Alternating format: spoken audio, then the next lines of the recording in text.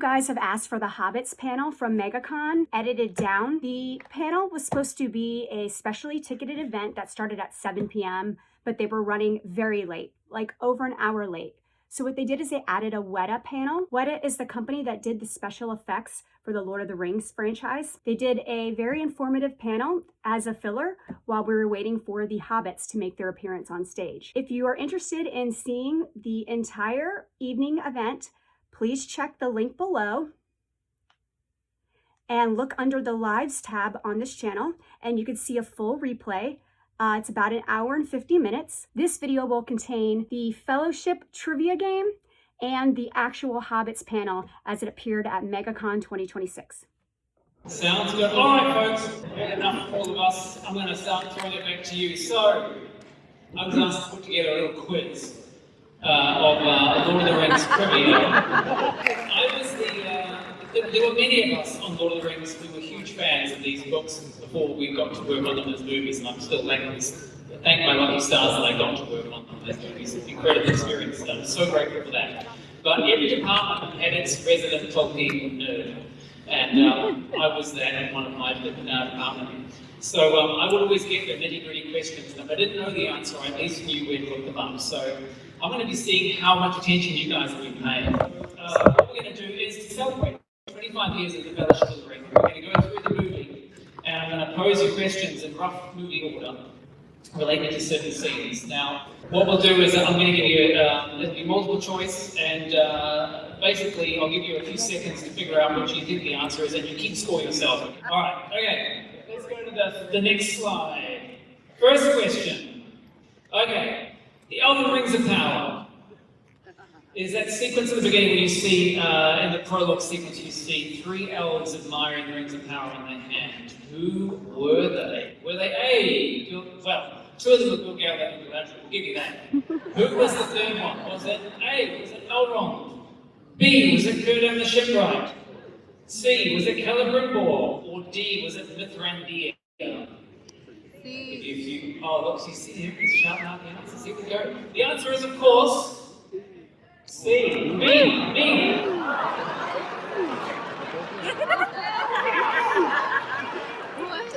The answer is, of course, B. It is Círdan the Shipwright. So, Círdan, Gil-galad is the blue ring of water, a big blue ring of air, I should say, which was Vilya, which he later used to. I guess I always after Gil-galad. Actually, that was the scene. You see Gil-galad briefly in the prologue sequence of the movie, wielding his spear, and he stabs the Lord. But we actually had another shot that was going to be in the movie. We're actually going to see his death scene. And the notion was that Sauron was going to pick him up, lift him up, and immolate him, basically turn him into a pillar of flame. And so, for that purpose, at WETA Workshop, we made a series of small Mark Ferguson, who played Gil-galad, puppets, basically called the miniature Gil-galads that then burnt. But didn't end up in the final film, but we do have these little miniature screaming Mark Ferguson puppets. Galadriel, of course, has Nenya, the Ring of Adamant, yes, thank you. And then we have Círdan and Steve holding the Ring of Fire. Now, I'm going to give you a bonus question here. Círdan was played by Michael Ellsworth. Who else did he play in The Fellowship of the Ring? That's on the next slide, please. Was it the Librarian of Middle-earth, the Armourer of Isengard, the Gatekeeper of Bree, or the Bounder of Hobbiton? This is the answer is A, the Librarian of Middle-earth. Didn't you know that? This guy? Same actor. And we see him again in Return of the King at the Great Havens. He's there too, on the gates there. One minor difference in the books, he's actually bearded. There is actually a bearded elf in the books, which of course those of you who watched The Rings of Power Season 2 would have seen there as well. Played by Ben Daniels, I believe. Yeah. Anyway, okay. Next question here. Alright, next slide here. Yeah, so we've got the scene with the 9 kings of men all standing there, and in there is a crew member cameo. Is it A, John Howe, concept artist? Is it B, Dan Henner, art director? C, Howard Shaw, the composer? Or is it D, Alan Lee, concept artist? Anybody know? Yes, you know it. It is G. Is the correct answer. Alan Lee, there is, oh my goodness. That's a very dark slide, isn't it? You'll just have to take my word for it. But Alan will also have a cameo in the Two Towers. There's a scene later on where everybody's in the armory and they're getting their armor and so on put on, and somebody says, you know, hey, some of these men have seen too many winters. Well, Alan is one of those men who's seen too many winters. Did I have a cameo is the question? Oh, goodness, that's a story. Do we have time for that? Yeah, apparently, yeah. I aspired to have a cameo. I fancied myself an elf back in those days. So we had made elven armor for the battle in Helm's Deep, and I could fit it. And a lot of the other extras were complaining about how uncomfortable it was, but I could fit it. So anyway, so I put my hand up and said, please can I be an elven extra? And for the pickup shoots we did for Helm's Deep, I got to don the armor and join the rest of the extras that day and be an elf on set. And it's talked about in the extended edition collector's DVD special features, but we're all lined up on the wall of Helm's Deep. And I can see the camera right there, and I'm in the middle there, and I'm like, yes, I'm going to get my moment. I'm going to be in the middle of the shot, be able to point myself around to my family. And then they're like, okay, everybody, we're ready now to bring in the actors, and they bring in Aragorn and Legolas, Gimli, and Vigo. He stands right in front of me. So you can see like the crest of my helmet over the shoulder. Like, Vigo, can you just like, you've got 3 movies, man, can I just have one shot? So, anyway, I did, however, I was in another shot later on. I was a dead elf lying on the ground, so one of the elven butts on the ground, facing this camera. Yeah, so I made it in there eventually. Alright, we're going to go to the next slide. Alright, so we're going to Bag End now, and there's a prop sitting on the table of Bag End, which is, of course, the map of the Lonely Mountain. But this is a prop that we saw briefly in the Fellowship of the Ring. We would see it again much more featured in An Unexpected Journey, but there was an important change that was made to it. A name was changed on the map.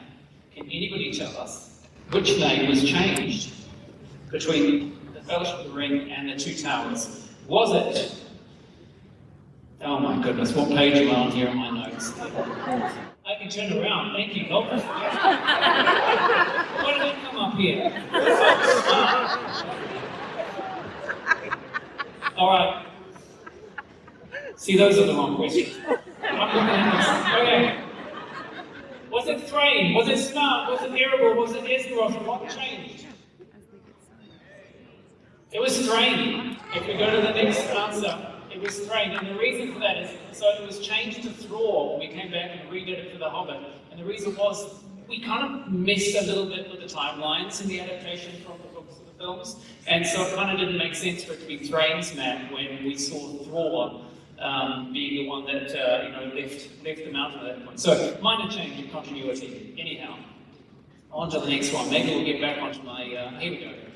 And I've found my page now, thank you very much. Next slide, please. Okay, this is an easy one. What does Merry toss to distract the ringwraith? It was, I don't even know if we need to go through the options. Who wrote these questions? Who was this idiot? It was A, it was carrots. Indeed it was. There it is, bag of carrots. Now, if you can see that slide up there, that's a close-up of the wraith's hand coming down on the log, and you've got the centipede sneaking out from under the side there. When we were shooting that scene, we shot lots of different creepy crawlies coming out of the log as the wraith put its hand down. And I remember sitting in the cinema watching the dailies, the rushes, whatever they'd shot that day. Among the creatures that we had coming out from that log, we had a centipede, we had a spider, we had a WETA, which is what the company WETA Workshop is named after. A WETA is like a gigantic, prehistoric-looking cricket in New Zealand. They're quite common in New Zealand, they're quite freaky looking, they're nice little guys. It's kind of like us really, a little bit weird, but quite nice. But this huge cricket, and they get enormous, they're like the heaviest insects in the world, the giant WETAs, they're like as heavy as a blackbird. Anyhow, the wraith in one of the takes comes down, puts his hand on there, and the centipede comes out, And then the centipede turns around and goes rushing back up into the log, and it comes back out with the WETA in its jaws. And all of us that go to workshop, the audience will go, ooh. That's scary. All right, let's have the next one. What's our next question here? Okay, we're going to the prancing pony. What animals are seen with the prancing pony? Is it A, a dog and a cat? Is it B, an owl and a cat? C, a dog and an owl? Or D, a ferret and a cat? D. Look, you guys have watched the film far too many times. D, it is indeed D, a ferret and a cat. The prancing pony was one of the places where we got to use what we call big rigs. So Richard Taylor our team developed these basically, which was, the notion was we had to achieve the scale game, right? We had to make hobbits look small and humans look big. So how do you make Elijah, Billy, and Dom and Sean all look tiny? And one of the ideas was, well, what if we made like gigantic big fiberglass suits that a person could get inside and walk around and turn into like a 7-foot tall creature? We made these, and they worked pretty well. They had radio-controlled hands that would move around, and the person inside was on stilts and walking around this thing. And you can see that a few shots in the prancing pony and outside in green. After that, they kind of got phased out and replaced them all with some very, very tall performers, including Mr. Paul Tall Randall, who was our main double. Yeah, they were pretty cool. What's our next one? Oh, we're off to a weather drop next. Let's go to weather drop. How many rates are at weather drop? 4, 5, 6, or 9? Yes! You guys are my people, you know these things. The answer is indeed 5 or 8. There it is, there they all are there. Peter Jackson's brief to us when we were designing these guys was to make them look like they were sucking on lemons. Which was, yeah. We scoured the neighbourhood for Wellington for the tallest, thinnest performers we could get. We weren't necessarily actors to put in these costumes. I think actually Shane Runge was the lead, the Witch King. But the other rates had these tall, thin performers. But it turns out being tall and thin and having prosthetics on you and being wrapped in tight armour and costume and then put under hot lights on set is inclined to make one faint. So our ring rates were prone to falling over, I'm afraid to say. All right, let's go to the next one here. We're off to Gandalf. So, Gandalf, you love this. Oh, that's a terrible impression of Christopher Lee. I'm so ashamed. He's spitting in his grave somewhere right now. If he's even in his grave. Come on. As the Fellowship battles snow and blizzard conditions, Boromir is advocating to take a certain path, and Aragorn argues that it would take him too close to Isengard. What path does Aragorn say would take him too close to? Who wrote this question? C. The answer is C, the Gap of Rohan. You are quite right, and that is actually pretty close to Isengard, because when you look at the map here, it's only like 50 miles between them, so it is. Now, we would actually see the Fords of Isen, which is almost directly between Isengard and Edoras. We would actually see in the Two Towers Extended Edition. That's where Theodred meets his end, and Carlo Barn and Jed Brophy find him washed up on the banks there after the Orcs have ambushed him. I love the geography of Middle Earth, and we get to see so much of it in movies. In fact, we're going there again now to Moria in the next question. Okay. Legolas plucks an arrow from a corpse of what type of creature when he says, goblins? Is it a goblin corpse? Is it a cave troll? Is it an orc? Is it a dwarf? Of course it's a dwarf. I mean, unless the goblins are really bad shots and they're shooting themselves. We made so many. How many arrows did we make, Richard? It must have been thousands, right? 10,000 arrows. We didn't get 10,000 arrows back at the end of the shoot. So somewhere in New Zealand, in different places, out on landscapes, there are arrows. And I have to wonder if some archaeologist in years to come is going to be, what kind of battle required like rubbery arrowheads? 9,600 in the landscape, Richard just said. I didn't know that number, that's insane. Wow. An archaeologist's dream. How are we doing for time, folks? Are our hobbits in here? How much time have I got left? They'll just bring a big hook on and pull me off on it. So I'm just going to keep going. I'm going to keep going. All right, let's test your knowledge again. We're going to Balin's tomb. The tomb of Balin in Moria identifies Balin's father as who? Is it Fulin? Is it Bulin? Is it Fundin? Is it Bundin?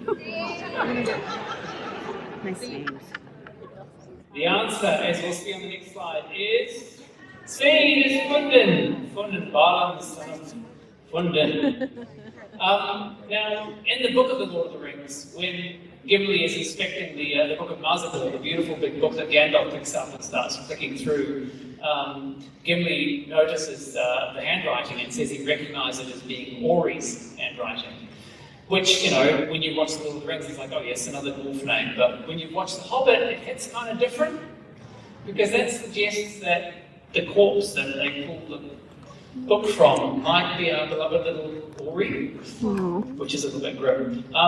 We also find out in the books that Oin was there and met his grim end at the tentacles of the Watcher of the Water. Moment of silence for Oin and Ori. Let's go to the next slide. Alright.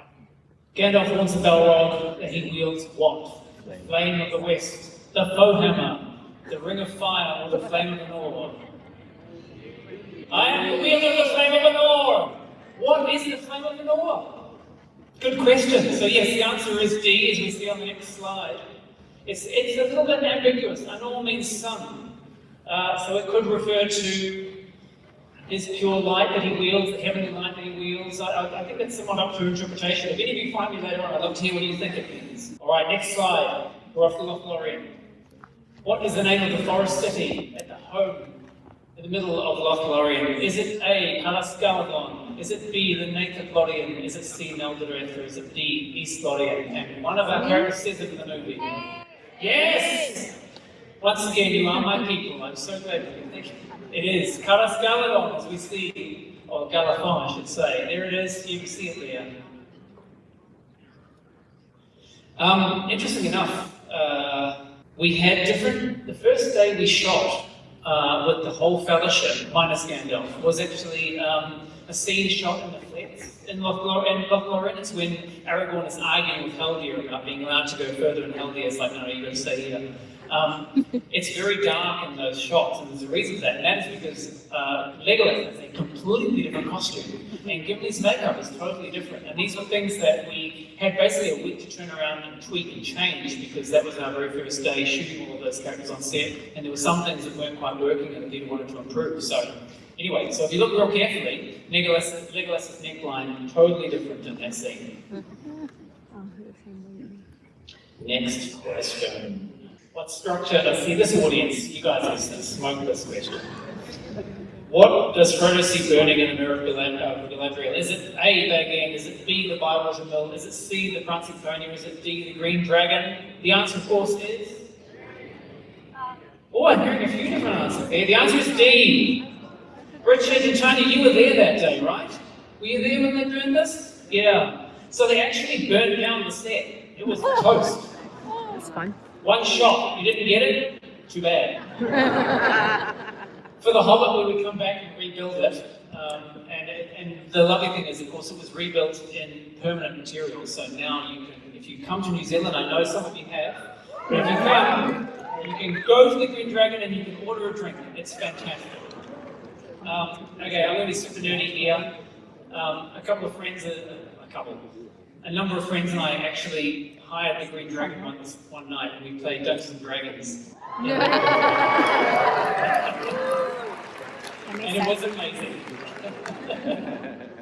You can order 4 different drinks there. You can order a Girdley Amber Ale, an Oak Barton Stout, a Sackville Cider, or a Throgmorton Ginger Beer. The ginger beer is particularly good. Alright, next one. In the film, who do the looming statues of the Argonath depict, and what do they hold in their hands? And this is a bit that is different from the books. I'll tell you why. Is it A, Elendil with an axe, an Ecthelion with a scepter? Is it B, Isildur and Anarion holding axes? Is it Did I say C? Is it C, Isildur with an axe and King Elendil holding his sword Narsil, or is it D, Melba the seer and King Arafan holding swords? Yes, it is indeed C. Thank you very much. Well done. And the reason for that is we'd introduced Isildur and Elendil in the prologue sequence, and Peter felt that we needed to call back to those characters, particularly also because featuring the sword Narsil is important to Aragorn's journey as well. But in the books, of course, it's not Isildur and Elendil, it is Isildur and his brother Anari, who doesn't feature in the film at all. But yeah, we actually made the Argonauts as they were carved out of polystyrene and as miniatures, or figures, as Richard likes to say. Awesome. And Alan had designed them in such a beautiful way, because the notion was that they were carved out of the mountainside, but Alan Lee, because he's such a thoughtful designer, designed it so that the bottom half of them were carved out of the mountainside, and then the top half of them were built with blocks quarried from the side, so that it was built up. And when you look at the scene, you can see the quarry next to it. That to me, it's that kind of detail that someone like Alan Lee or John Howe brings to it that lifts the stuff to the next level. So it was amazing as a young designer learning under people like them. All right, we must be coming close to the end here. The next question is, we're going to Nethwell. We're going to the lake. Oh, and there are the Argonauts there. What I did is Aragorn's gaze fall upon me, realized that Frodo was missing on the shores of the lake. Is it Frodo's backpack? Is it Frodo's sword, sting? Is it the horn of Gondor? Or is it Boromir's shield? D. Indeed it is. It is Boromir's shield. Now this was one of the first shields we designed in the movie, but knowing that it was a shield of Gondor, we made sure that it features, the boss is basically supposed to be a sun emblem, because Minas Tirith used to be Minas Anor, the Tower of the Sun, Fortress of the Sun, and then it features the 7 stars and seabirds' wings, which are all iconography we would come back to and use again in Return of the King when we got there. Next and final question. In the path Galen Woods, at the end, Aragorn takes something from Boromir, farewell to him at the end. Is it A, Boromir's gauntlets? Is it B, the cloven hoof of Gondor? Is it C, Boromir's dagger? Or is it 3 hairs from his golden head? I know what Denethor would have taken. Of course it's the gauntlets, and there you see him strapping them on the next slide. There we go, and he wears them ever after, which is just, again, a lovely little touch. It shows how he honours that character. Righto, do we have hobbits yet? We good? We're good? Thank you, everybody.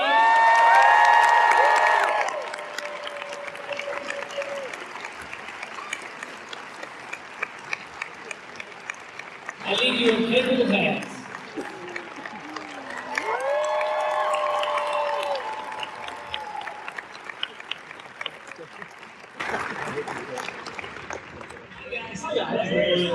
What's going on? Don't touch it. Don't touch it. Don't touch it.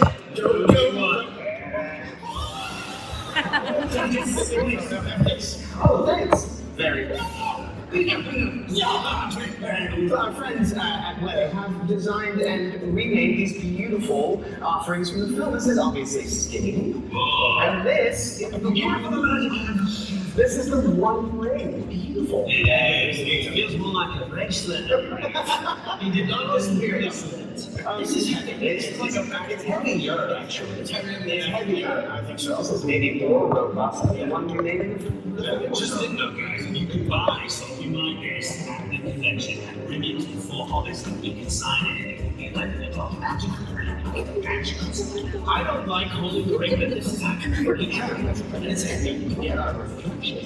Oh my God, so there's nothing both sides. Well, anyway, you can get that here. One ring to rule them all. Oh, hang on, a sign you already. Yeah. I want that. Lord of the Rings makes me feel really inspired, hopeful, Happy and warm and cozy and magical, like a kid again.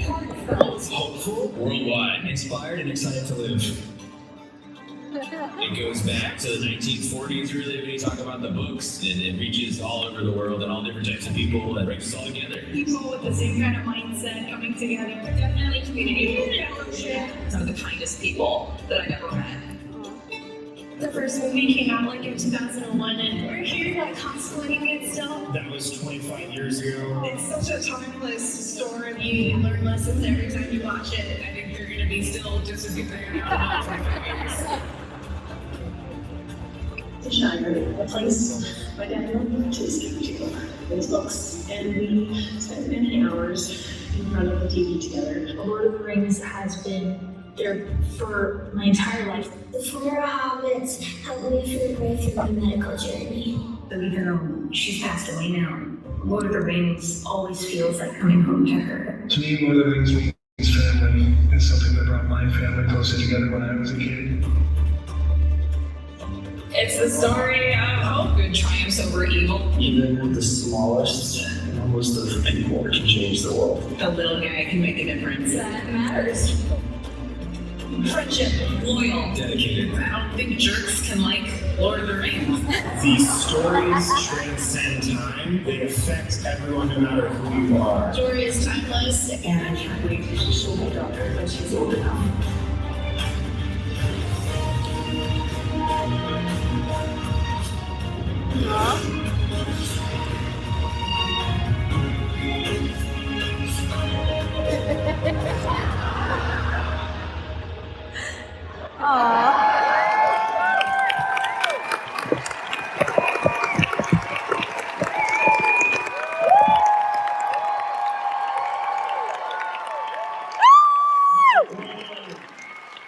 We thoroughly appreciate your love and your patience tonight.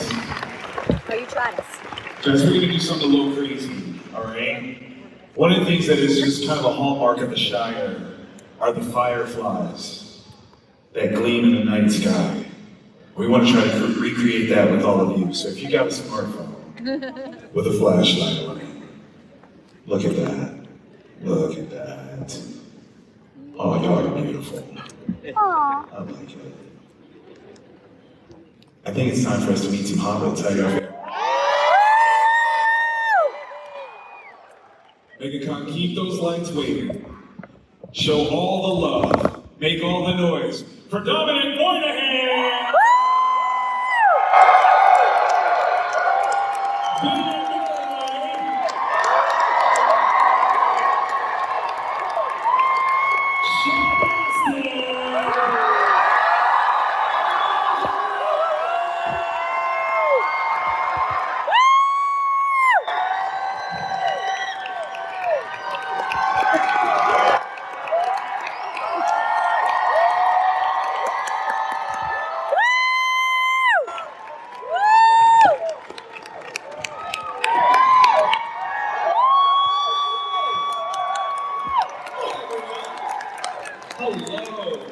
It's an AI audience. Wow, that was pretty. Yes, you guys deserve this. Hello! Can we see them a little bit? Hey, you got house lights? Yeah, let's have a look. Let's have a look. Oh.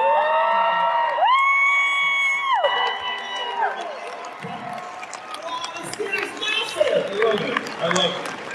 Sorry we kept you waiting. Sorry we kept you waiting. You are more than worth the wait. We blame the elves. Raise your hand if you remember where you parked. I love it. Orlando, it's so nice to be here. Thank you so much. Did anyone of you see an elf named Legolas today?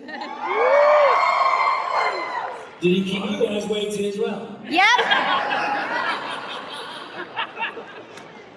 Guys, welcome to Orlando. We are super excited to have you here. You guys have been hitting up Fan Expo events all throughout North America in celebration of your 25th anniversary tour, which is amazing. 25 years of greatness, am I right? Guys, what's it like to meet all these fans in so many different cities here to celebrate along with you? This Megacon is old school. Let's go. This Megacon is like the heyday of Lord of the Rings. I mean, I cannot believe how many people are in this audience going crazy right now.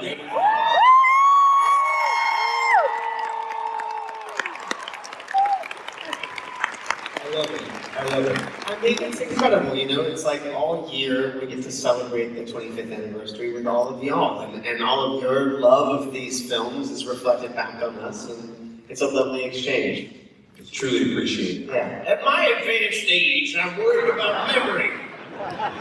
But I don't have to remember everything because when they come through, then they are the characters, and you're like, oh yeah, Gollum, sure.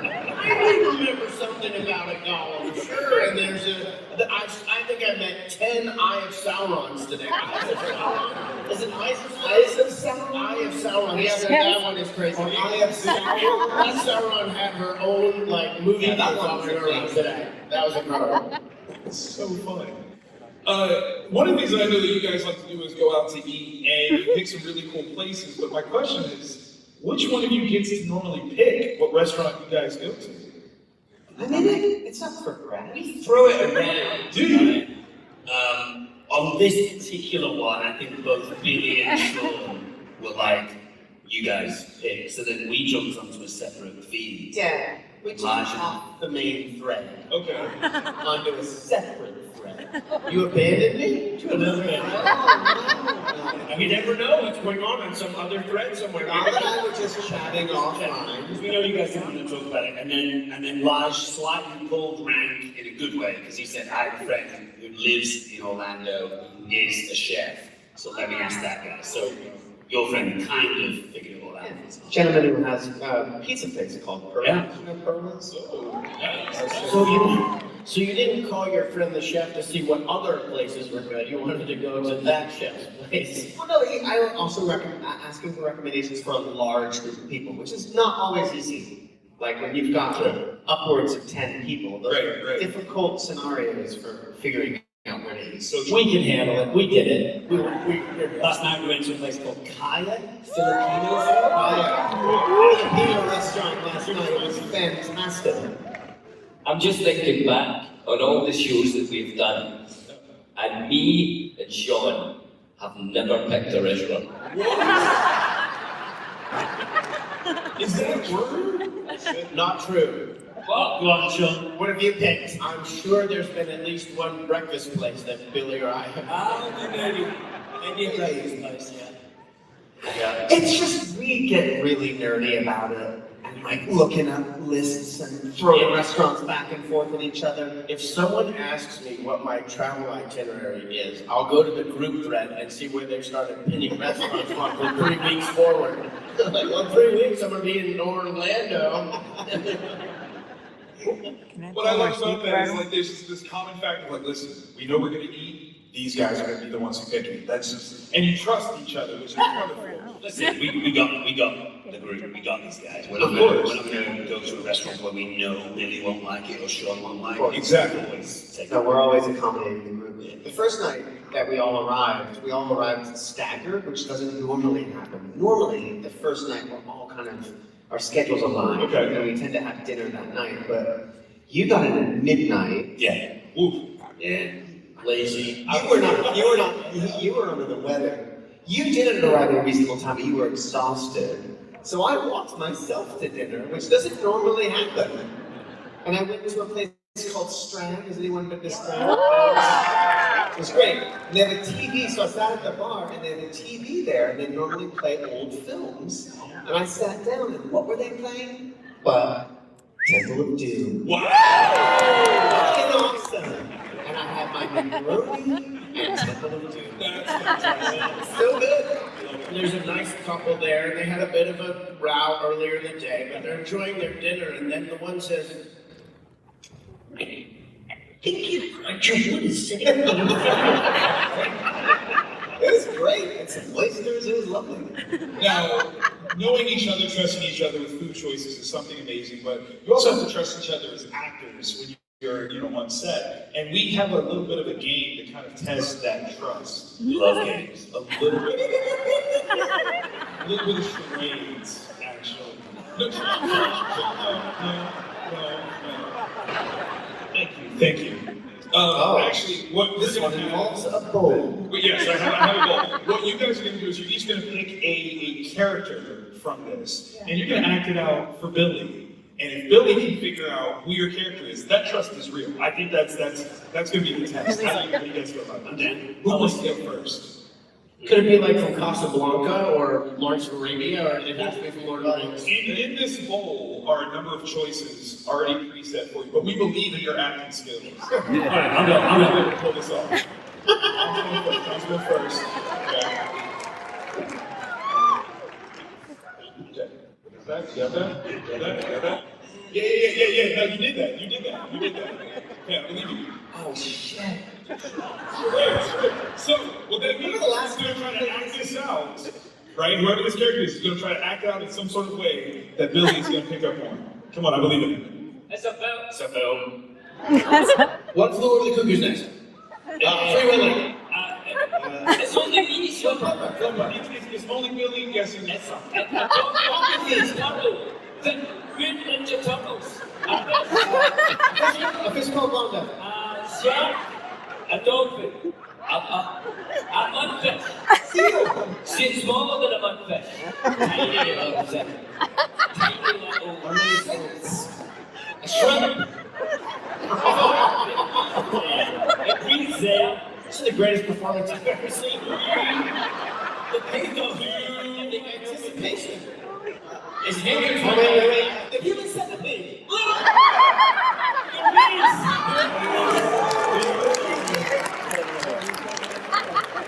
Good job. Little Mermaid. That was a Great answer.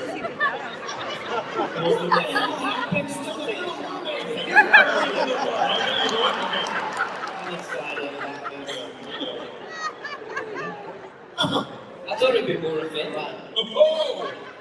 Sorry. No, here We can't move on from this guy. Yeah. Oh, poor unfortunate soul. Oh. What, is it a film? Is it a book? What is it? Orlando Bloom.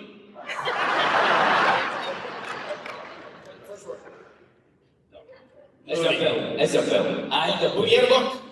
And a book. No, it's more of an adaptation. It was really made of impact as a book. And it's sky, day, sun. Wonderful life is a wonderful. Orlando Bloom. And Harrison Ford, Brad Pitt. Just on the horse now. Boom, Lasso, the Three Amigos. Oh my gosh, Goose, yes. Oh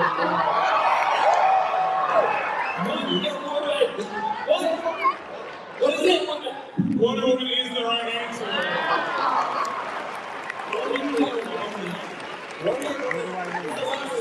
Excellent. It was Wonder Woman when he took his cardigan off. That's what's so good. This show might shake my body.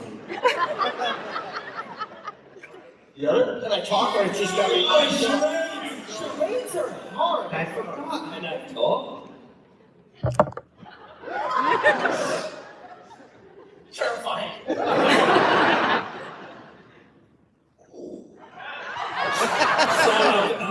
Darth Vader. That was incredible. Was it? Yeah, it was Darth Vader. Okay. This one's even better. Yeah, this one. Tell us if it's a film or a book or things first. Oh God. John.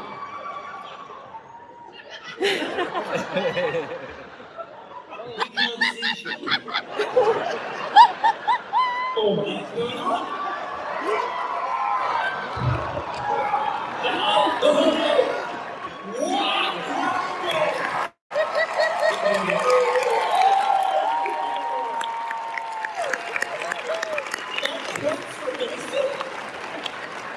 Holy shit! That was beautiful. It was almost like you were giving birth to yourself. That's what Elijah's like if the reservation's not ready. Billy, do you want it? Okay.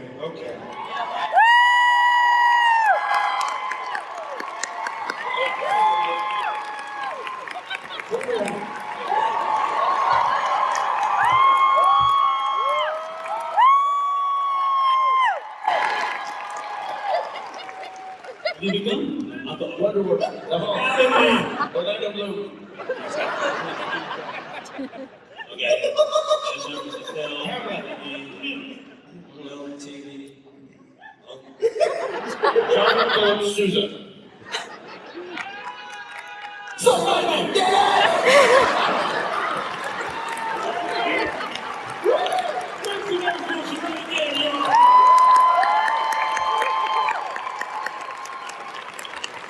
We won't move for this thing.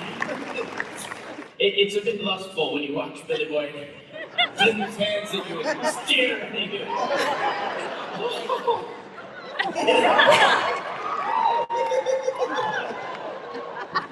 I've always wondered, and I think there's two answers to this. Yes. Is the webs in his body, or did he make the webs? Yes. So it goes for both. Yes. Can we both? Because I think he made a contraption in one, and then there's also... Depends on the budget of the production. What do you like best? I like the one that's inside his body, like the spider is actually it's his internal body. But the mutation is that it's actually... Yeah. I love it. Oh my God, that was so amazing. Guys, let's seriously take a moment to appreciate that this film franchise started 25 years ago. Make some noise.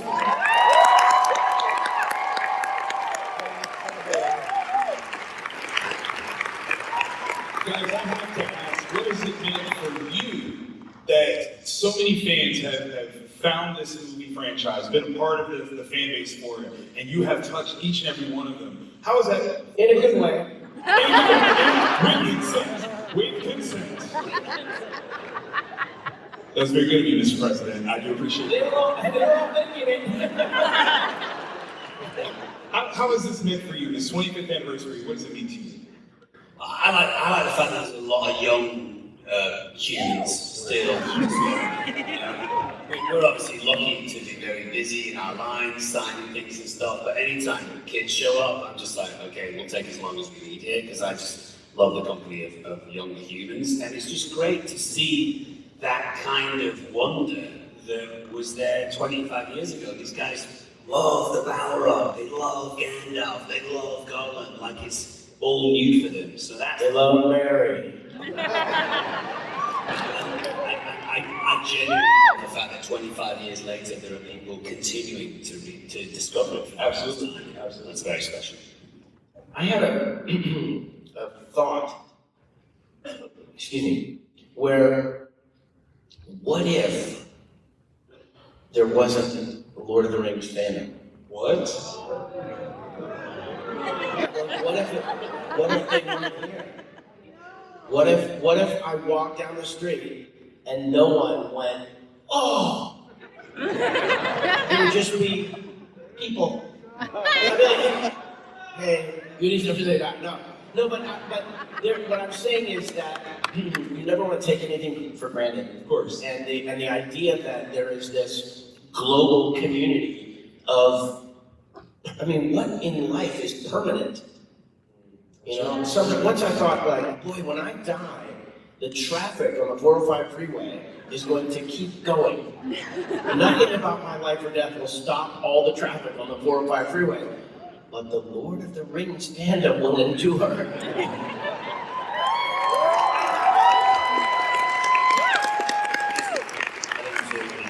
Just to pick you up on that point, if you were to kind of smear yourself across the 405 or road traffic accident, you would stop it Friday. I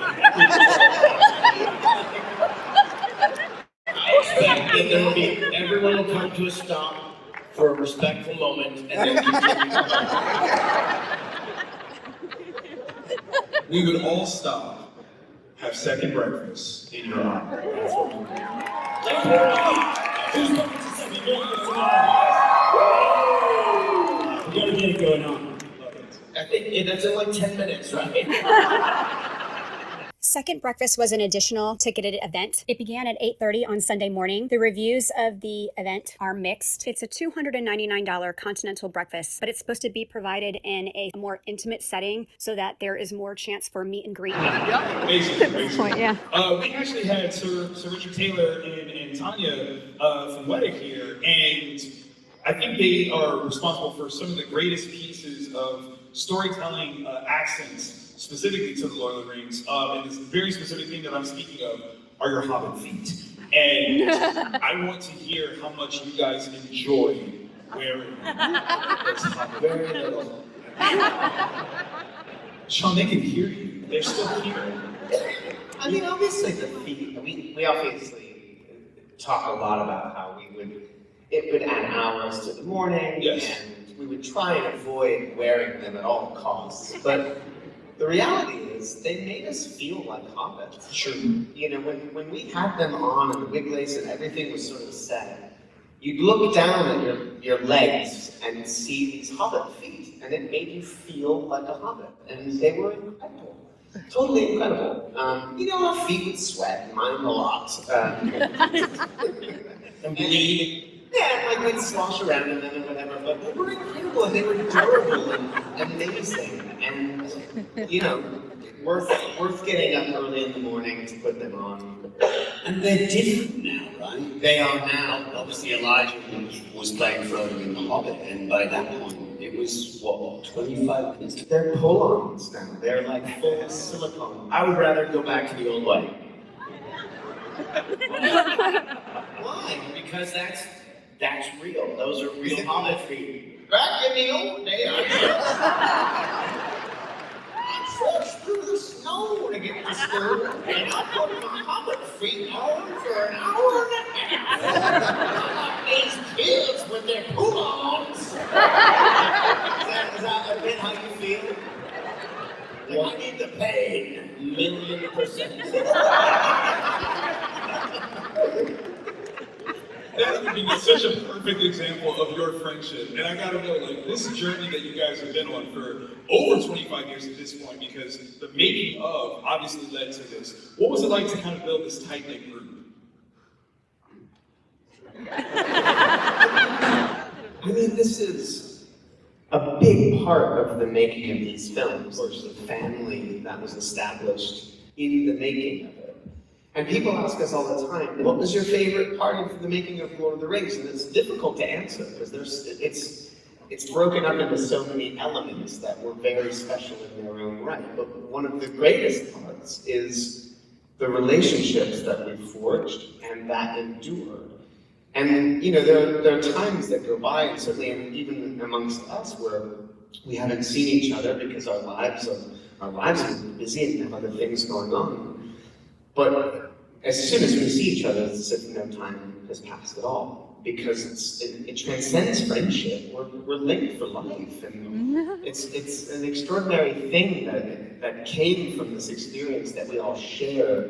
And that, you know, it's also that thing of like, I can't compare it to a tour of duty because I don't know what that's like, but it seems to be, you know, folks who come back from something like that and try and impart what it was like to other people, they don't understand. It's only the people who were there who can relate to it, and that's very true of our experience. If we can explain what it was like to be making these films in great detail, but we're the only ones that know what it felt like. Absolutely. Which is a really specific sort of sense memory, you know? I wish back. Back in 1999, the pre-dawn century where there's no internet. I mean, yeah, it is true. The convenience machines of the making was so true. We had plane spotters up in near the airport. They probably had on their phone, right? I'm sure they probably did. Yeah, I mean, we were on set during principal photography without phones as a distraction. We were reading books. We were writing diaries. We were talking, which is a very sad thing to say. We still talk. I think friendships like yours are often forged through, you know, good times, but definitely through bad times, or what some might consider bad times. I have to ask the collective group, were you ever naughty hobbitses? is offset. You guys get any shenanigans? Well, what's naughty though? What do you mean, precious? What do you mean, precious? Sean was married. Listen, what happens in the Shire stays in the Shire, but anything that you can share about any sort of fun that you might have gotten into. Well, I'll tell you one story. That obviously, Billy and I and Elijah were single, no family. Yes. Sean had a wife and a gorgeous little daughter, and one evening, after a few months, we convinced Sean to come out with us, because he was a devoted father and husband. He went home and had dinner with his wife and went to sleep. Of course. I don't like where this is going. We got fucked up.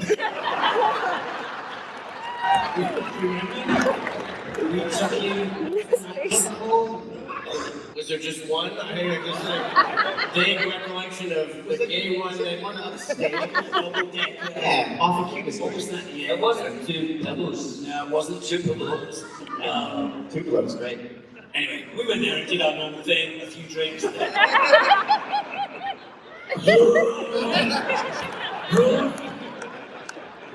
were together, we were doing our normal thing, you know, a few drinks, dancing, saying hello to friends and stuff, and Sean was doing the same thing too, and that was the impression. After about 90 minutes, he was just done. No, I'll have another one. Yeah, I'll have another one. I have another guy who doesn't drink very much at all, and he's trying to keep up with these people who are comfortable. That's like, thank God I didn't have work the next day. That would have been bad. No, it was, you guys were amazing. We would go at the beginning, and then we would leave and hear stories the next day. I like what you were saying, though, about, like, is there a red light district in Hobbiton? If you want to go to the crazy Hobbit holes, just go down like 2 farms and make them left. Those people are nuts. Those are crazy Hobbits down there. I do feel like that's something that only Mary and Pippin would actually know. Didn't Mary write a book about pipeweed after the whole adventure? He did, yeah. He stayed on brand for Oh my God, that's amazing. I think one of the things that we as fans have loved was watching you guys act together, and I think this is a rare opportunity that if we can take advantage, we'd love to have you act out something now, if you guys are open to it. Do you mind? We got a little skit that we think that you guys would be phenomenal. Let's see. Yeah? Okay. Can we come all this way? Don't be scared. I mean, come on. Yeah. A little scared. Yeah.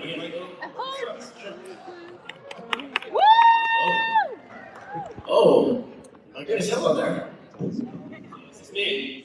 Oh gosh. Oh golly. Oh, thank you. Okay. We're going off and then coming on. Oh, no. We're gonna dress right here. Now, put on whatever you feel comfortable doing. You don't have to put on all of it.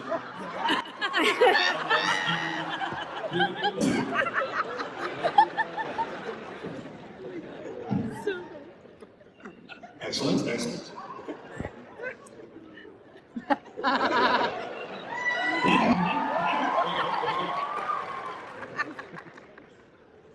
Ladies and gentlemen, we're getting ready to reenact a scene from Pirates of the Caribbean.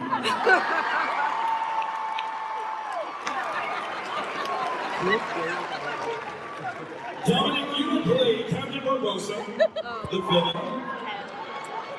Quietly sinister and menacing. It's like Jesus.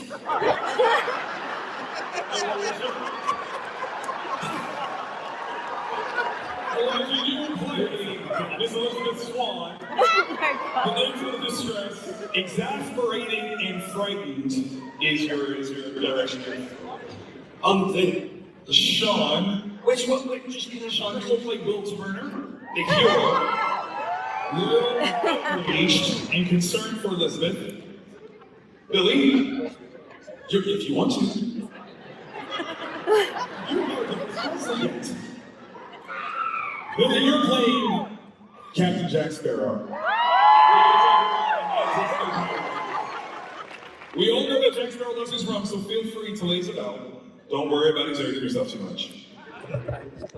Okay. Wait, which one's Barbosa in the film? He's the bad guy. What? Yes, Jeffrey Rush. Jeffrey Rush. Okay, no idea.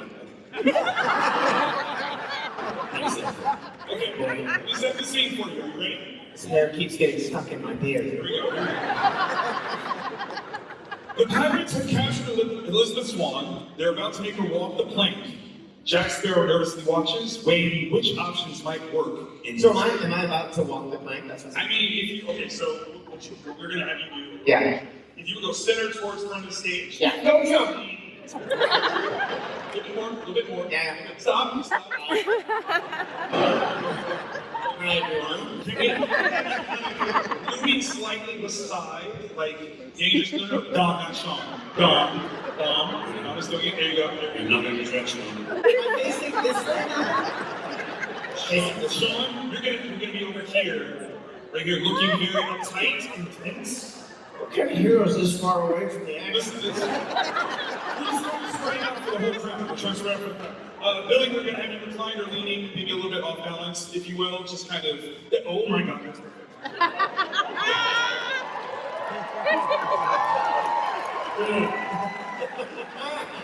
And action. I invoke the right of parley. She knows the words.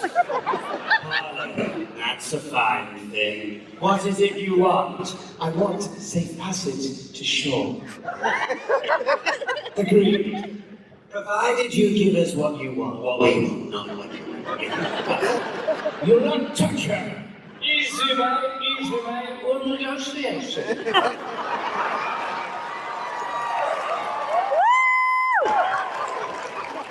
You have something. Yes, I do. See, everyone's very calm. They're reasonable pirates. Sean! Yes, You're enjoying this. You're enjoying this. Immensely. You'd best start believing in ghost stories. You're in one. Then take me to your captain. I am the captain. And a very handsome one, considering the circumstances.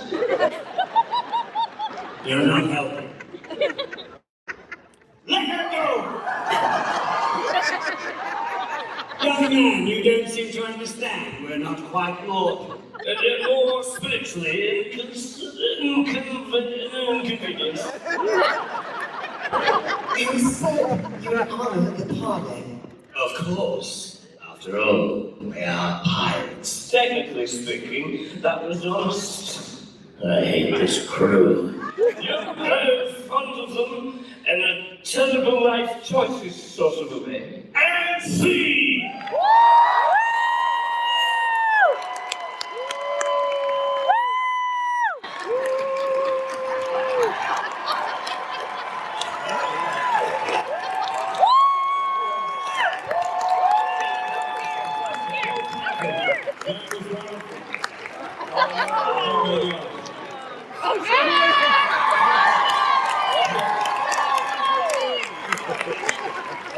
So fun. That was so good. That was so good.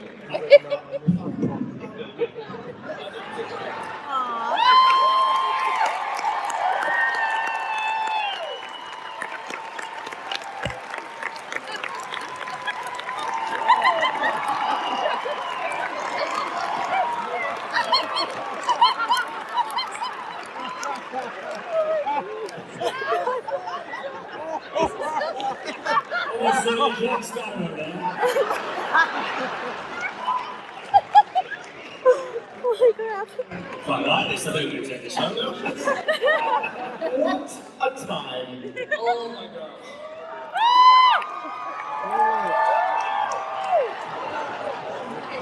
They're diving into the aisles. Woo! That's a Okay, good chance that's there. one I enjoyed that. Oh my God.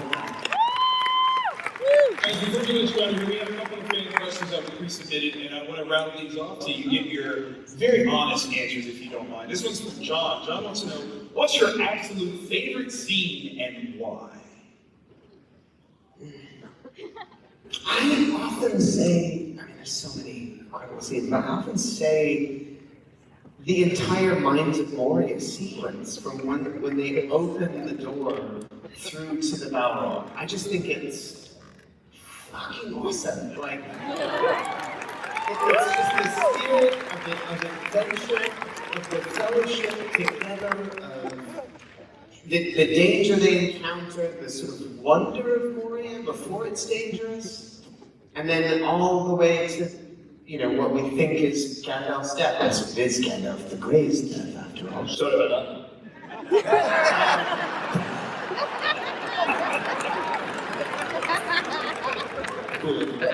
Does it have to be from Lord of the Rings? You know what my favorite scene of all time? Well, I was thinking when Peter O'Toole takes Aqaba in Lawrence of Arabia. Not that one? Okay, so Something that you're in. Something that you're in. there has to be something like that in Lord of the Rings. I would say Boromir's death. Because I cried when I read it. And I never do that in a script. You know, because you're looking at it as, you know, you're not getting emotionally into it. You're thinking, oh, I wonder how we'll film that, blah, blah. And it was so beautifully written. And when I saw it, I thought, oh my God, those two actors, it was so good. Yeah, beautiful. I'm really crying. Mark, did I like the one where I just filmed it? I like the one with the little bloke is singing with his father and the grapes. That's it, man. That was me. What? I mean, the big, you know, Hell's Deep didn't suck. That's pretty Yeah, I mean, I love Bernard Hill's work. It's just extraordinary and emotional and beautiful.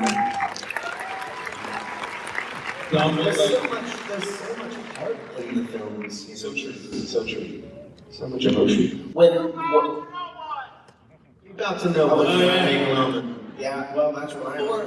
Or Frodo's a great moment as well. No, somebody, I told the legend today. Somebody sent me a meme for that for Frodo bit. And when Aragorn looks back to the massive army, and the massive army is saying, who's Frodo? Here are two things that I think absolutely make the trilogy.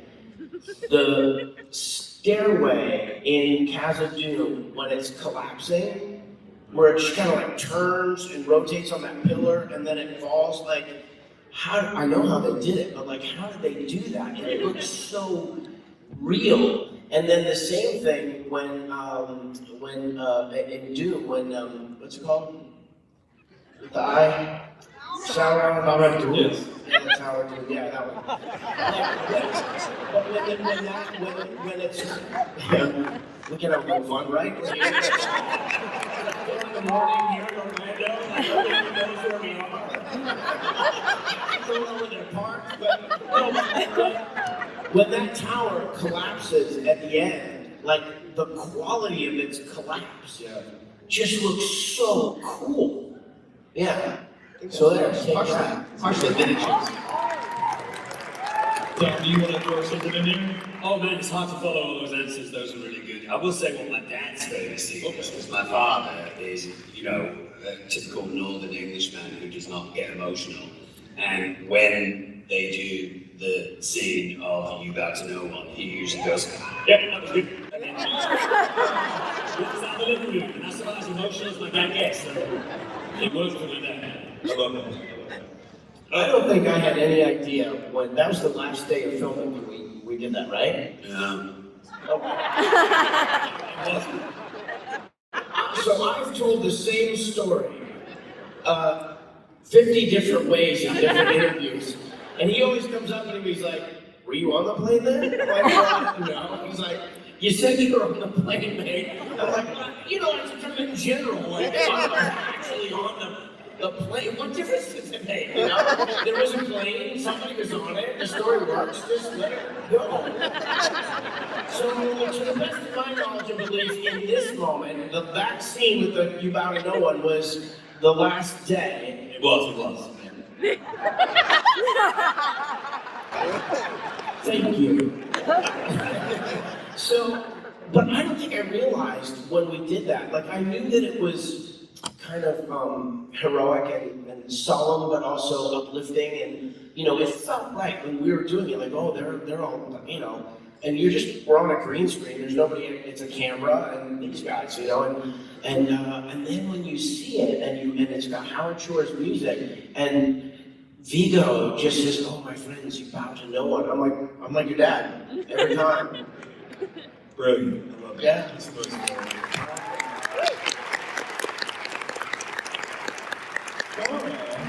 Wants to know, if you could bring one magical item from Middle Earth into the real world, what would it be and what would you use it for? Into the new world, like we're Spain conquering. The real world, yes. Oh, the real world. Yes. You're dangerous. An item from Middle Earth? Come on, say the ring. Make everyone hate you all of a sudden. He finally gets rid of it, loses his fingers, saves his immortal soul, lost forever. What would you bring with you back from, Middle Earth?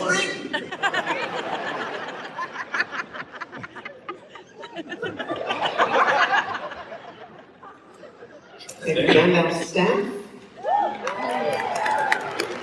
Can't get that on the Southwest Flight. I would bring the magic rope, the elven rope. You guys know how the rope works? Is it even in the movie? Yes. This one's tied to the rock. And the elven cloaks as well. I break those. Yeah, but I could pick Dom's pockets and wouldn't even know. It'd be my little elven rope. I could just... Well, you know what? I know exactly what I'd bring. A load of Gandalf's fireworks. Wow. That's a good one. That would be so cool. Yes. Because they're magic fireworks. Yes. You would be king of Florida with They these. turn into dragons and such. You can't really use that to your advantage. I mean, no, I just want to create a beautiful show for everyone. Maybe fun. I'll bring back the ring.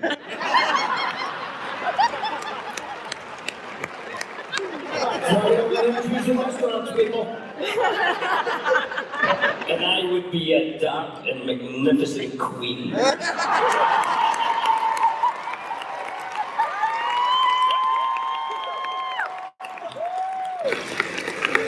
You don't lose me then. Oh, yes. I bring Rosie Cotton back. You wouldn't be able to defend her. And I can introduce her to my wife. Gentlemen, honey, this is Rosie. Okay, we had 3 kids. Rosie had 13 kids. I mean, like, honey, it's not a competition. It's like, it's written, it's fiction. Jeez. Oh, she's so mad all the time. This is like some weird reality show. Real wise about the Shire. No one's filming this, right? No, it's too late. Maggie wants to know, where does your journey as actors take you next? More Lord of the Rings in your future, or other exciting roles we can look forward to seeing you in? Voiceovers too. Hey, I'm here for that. I'm here for that. Well, Ready or Not 2 is out. It's real fun. Real fun.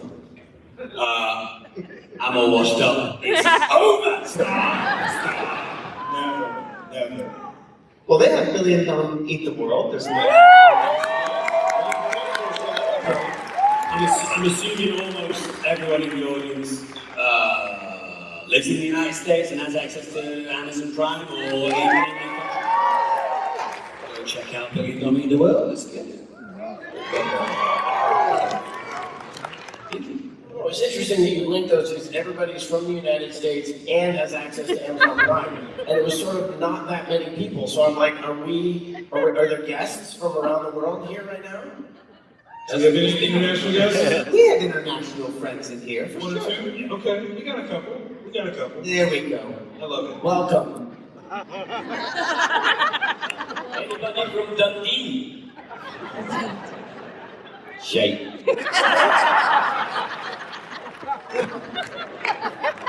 I just want to give a little bit more love to WETA because they've done such an amazing job with all the work that they've done. Thank you guys for here. Really appreciate it. Can we show the promo video again? Oh yeah, we've not seen it. Yeah. Richard was talking about that last night.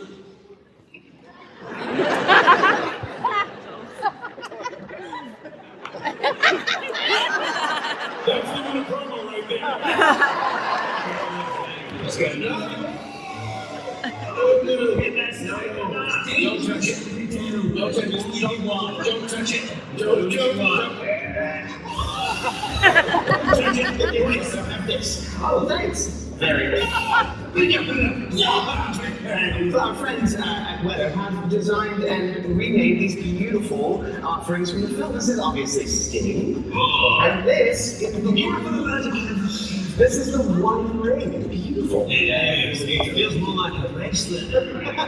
He did not listen to your listening. This is heavy. It's like it's heavier, actually. It's heavier. I think so. This is maybe more robust than the one we made in the film. Just think though, guys, you could buy something like this at the convention and bring it to the four Hobbits and we can sign it and it can be like a little magic ring. I don't like holding the ring, but this is actually pretty cool. And it's heavy. Yeah, reflection. You might not see yourself in one side. Oh, you're good. Well, anyway, you can have it here. One ring to rule them all. Oh, I got to sign you all over. Yeah. Hello. That was the clip that Tanya and Richard showed, you know, all the behind the scenes stuff that they showed with Billy. Did we have that? We have that. Oh, that was. No, that we did. How long was it? Do you know? Oh, we might not. Oh, ignore. All right. But you guys obviously have checked out some of the cool merch that we have, and you guys have a special shirt for this tour. Have you seen that? Hobbit love. Yeah. Is this there? I think we got a couple of them right here. Yes. Now, being that Hobbits are really giving people, I don't think you guys are going to keep those, are you? No? What are you going to do with them?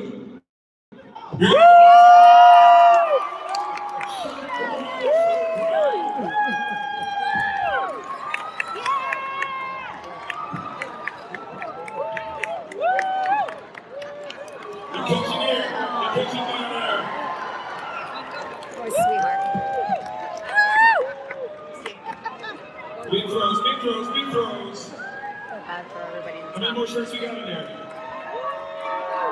We need some fancy music.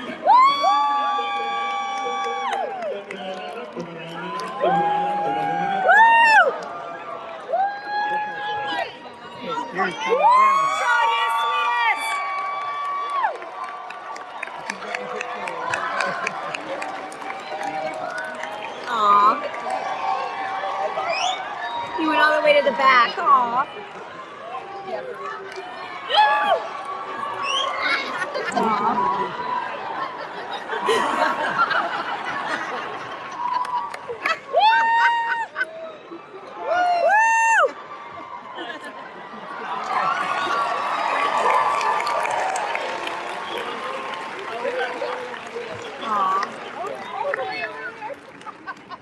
Sean.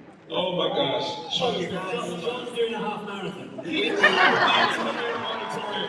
t-shirt. It's amazing.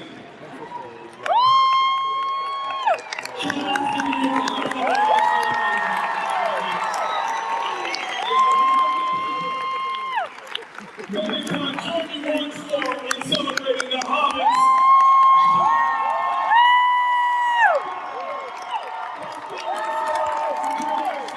If you're interested in watching the entire evening's presentations, check out the link in the description.